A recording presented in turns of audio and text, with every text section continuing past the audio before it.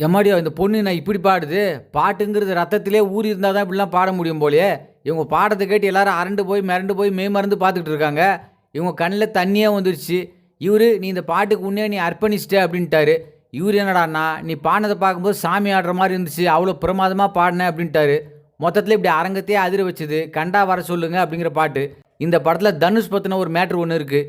இவருக்கு ஜோடியாக நடிக்க இந்த படத்துக்கு ஒரு ஹீரோயினை தேடிக்கிட்டு இருந்தாங்களாம். அந்த சமயத்தில் இவங்க வேற ஒரு படத்தோட ஷூட்டிங்கில் இருந்தப்போ ஒரு காலில் லேசாக அடிபட்டு மும்பையில் ஒரு ஹாஸ்பிட்டலில் இருந்தாங்களாம். அப்போ தனுஷுக்கு ஜோடியாக நடிக்க வாய்ப்பு வந்ததும் உடனே சந்தோஷமாக வீல் சேரில் உட்காந்துக்கிட்டே மும்பையிலேருந்து சென்னை ஏர்போர்ட் வந்து டைரக்டரை பார்த்து பேசிட்டு போனாங்களாம். இவங்க இந்த படத்தில் நடித்தப்ப தனுஷ் சார் இவ்வளோ பெரிய ஆக்டர், ஆனால் ஷூட்டிங் டைமில் எந்த வித பந்தாவும் இல்லாமல் எங்கள் எல்லார்ட்டையும் எளிமையாக நல்லா பேசுவார் அப்படின்ட்டு சொன்ன இவங்க சமீபத்தில் விக்ரமோட மகன் துருவ் கூட சேர்ந்து ஒரு படத்தை நடித்தாங்க.